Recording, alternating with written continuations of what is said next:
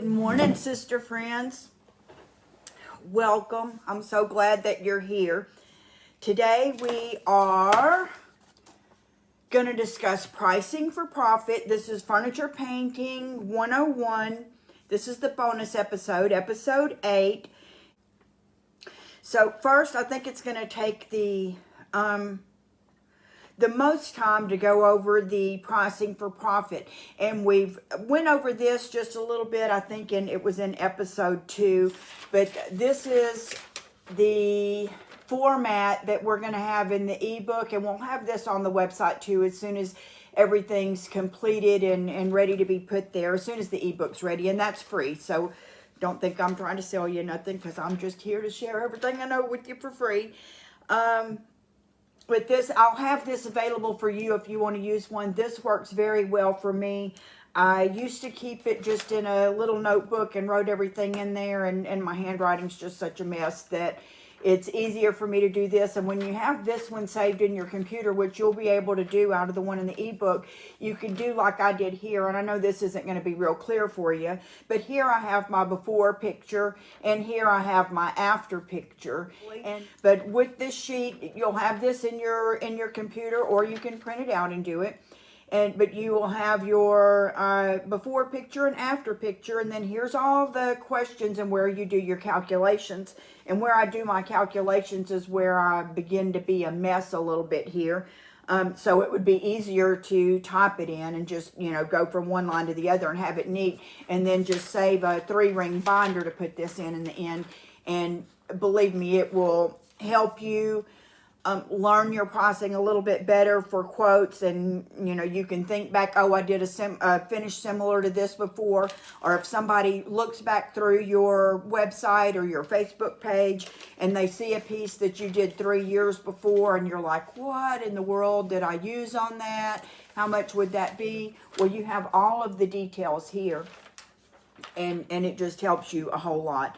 So on this one, the first thing that it asks after you put your pictures in is the date purchased. On my example here, I put in February 4th of 22, where or place purchase, Lake Charles, Louisiana, the flea market on Broad Street. Don't remember the name of it already.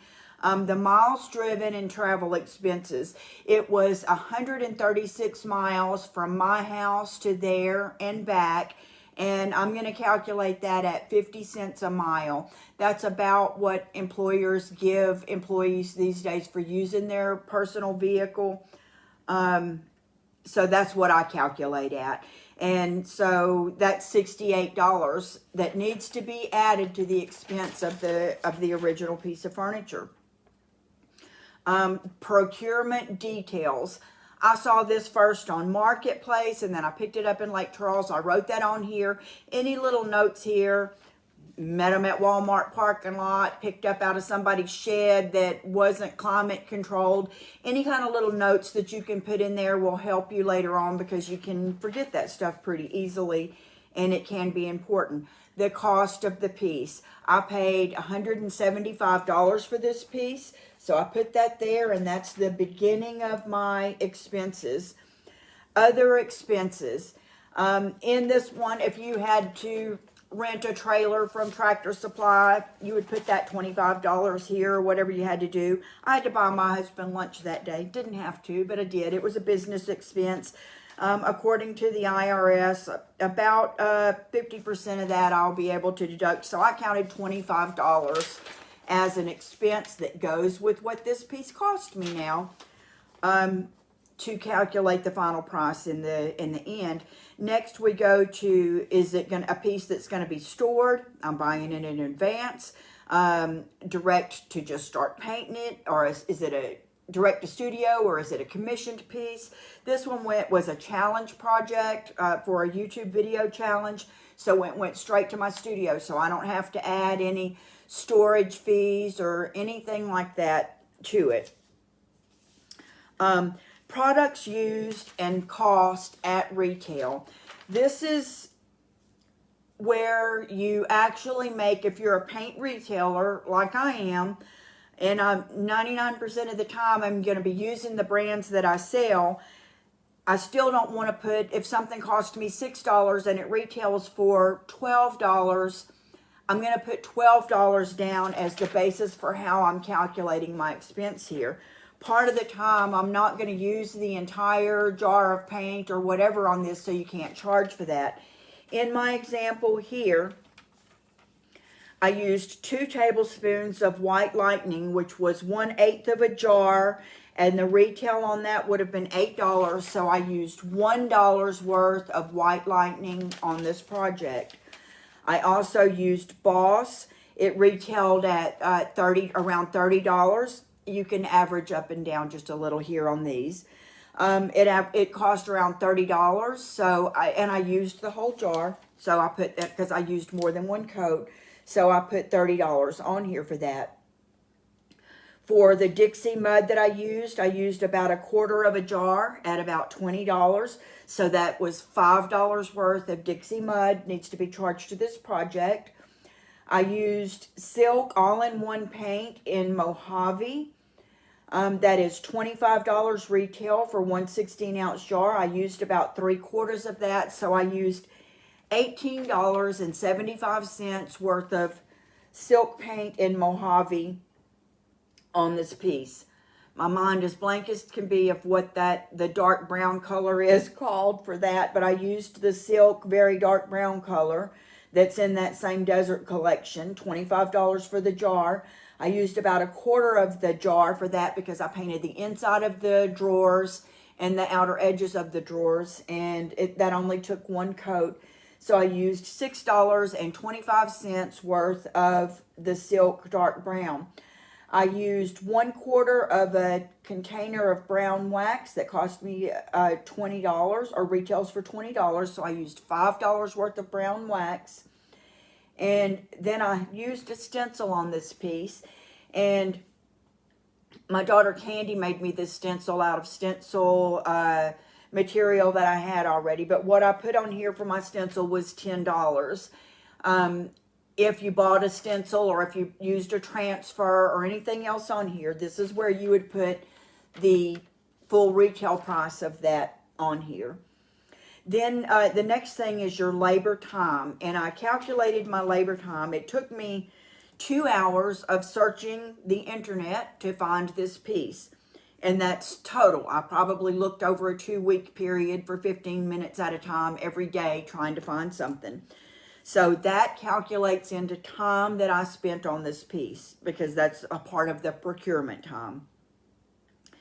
To drive to pick up the piece, load the piece in our truck, drive back home and unload the piece took 3 hours, so that's 3 hours of labor.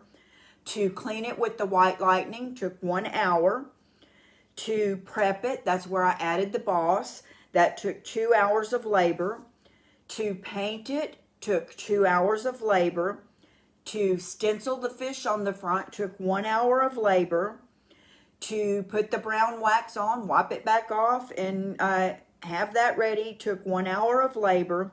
And then to list it, to sell it, and all the other fiddling I'm going to have to do with it, including load it in somebody's car or go on U-Ship, I'm going to give myself another hour to work on that. You would need to calculate what you want your hourly rate for labor to be. I want my hourly labor rate to be $20.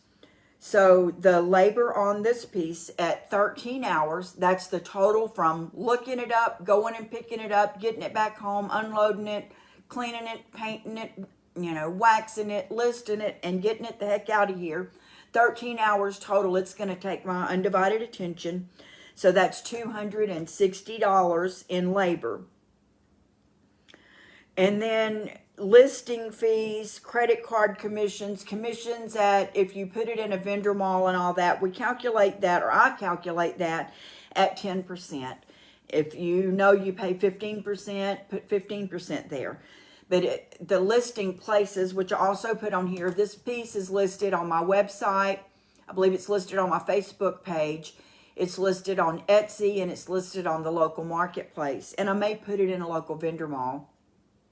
which would cost me 10%.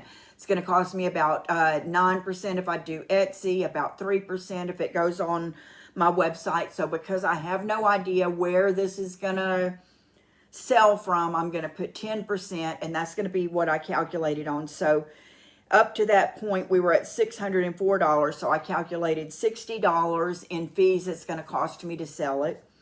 And then your business profit. My business profit, I calculate at 35%. So that doesn't mean my labor, because I, Terry Stovall, am not Sisterhood of the Traveling Brush. Sisterhood of the Traveling Brush is my business.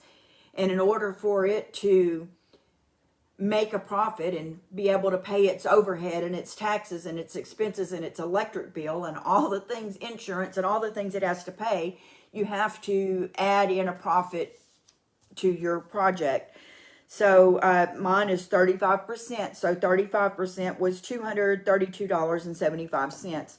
So what we have so far is $68 in mileage, $175 to actually buy the piece, $25 for buying lunch while we were out of town getting the piece, $1 for white lightning, $5 for mud, $18.75 for silk, $6.25 for silk, $5 worth of brown wax, $30 worth of boss, $10 on stencils, $260 in labor, $60 in fees that I'm going to pay to sell it, and 35% profit to my business is $232.75. That means the total that this piece would need to sell for everything to be paid for, and to make a 35% profit, would be $897.75. So we're going to price the piece at $899. And that's how you would calculate the selling price of your piece in order for you to be paid for your labor, paid for your materials, paid for everything else you do, plus profit for your business and the fees that it has to pay. So if you have any questions on that, just let me know. I'll make a post in the near future when this form is available to you on my website and in the ebook, and I'll let you know on that. If you have anything that you use in your business that you think we should add to this, let me know, and we'll make a notation on that. But that's what I use, and it's very beneficial. So that's it, and this is the final episode of Furniture Painting 101. I hope you enjoyed this bonus episode. If you have any questions, just let me know down in the comments. I would love to know if you flip furniture, how long you've been flipping furniture, and if you're enjoying it, if it's your business or your side hustle or a hobby. Let me know how you flip furniture. I want to know about you too. So thanks for watching, and I'll see you in the next video.